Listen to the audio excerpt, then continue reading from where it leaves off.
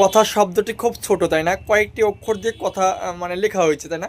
এটি কথা না বললেই নয়, বলার জন্য আজকে এই ভয়েসটি করলাম, ভিডিওটি তোমাদের সামনে। তো কি বলো তো, কথা হয়তো দুটো অক্ষর দিয়ে হয়তো কথা শব্দটি লেখা হয়েছে, কিন্তু কথার ভিতরে কিন্তু অনেক কিছু লুকিয়ে থাকে। একটি মানুষ কথার মাধ্যমে কিন্তু অনেক জিনিস হারিয়ে ফেলে, আর কথার মাধ্যমে জীবনে কিন্তু অনেক কিছু জয় করে। এটা কথা কি বলো তো, একটি কথা না বললেই নয়।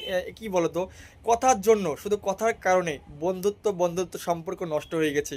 ভাই বোনের সাথে সম্পর্ক নেই খো, কথার মাধ্যমে সন্তান বাবার সাথে সম্পর্ক ঠিক নেই খো, স্ত্রী স্বামীর সাথে সম্পর্ক নেই খো।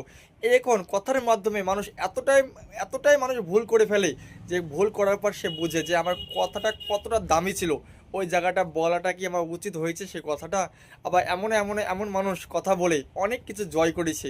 সে জয়ের মাধ্যমে সে ভাবে যে আমার ওই জায়গাটা কথাটা বলা খুব ইম্পর্টেন্ট ছিল, ওই ইম্পর্টেন্টের জন্য আমি অনেক জীবনে সফল হয়েছি।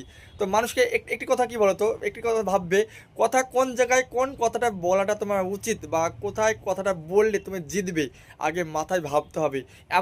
এমন জায়গায় এমন কথা বলে ফেলবে না যে কথার মাধ্যমে তুমি সারা জীবন পস্তাবে, বা এমন জিনিস হারিয়ে ফেলবে যেটা কখনো আর ফিরে পাবে না। তাই কথা বলতে গেলে ভেবেচিন্তে বলতে হবে।